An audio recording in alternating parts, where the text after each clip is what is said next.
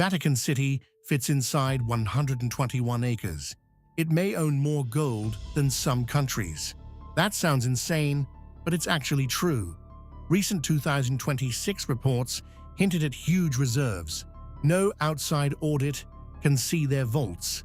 The Lateran Treaty granted unique financial sovereignty that kept Vatican finances off many radars, and centuries of untaxed tithes and gifts. Peter's pence became a modern global funding engine.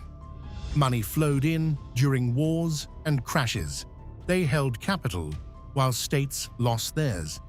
Then there is the Iowa Bank. It's one of the world's most private banks. It moved from gold bars to digital assets. They use ETFs and token ideas too. Church secrecy laws block external regulators, plus massive real estate across Europe and Americas. Property acts like a hedge for gold.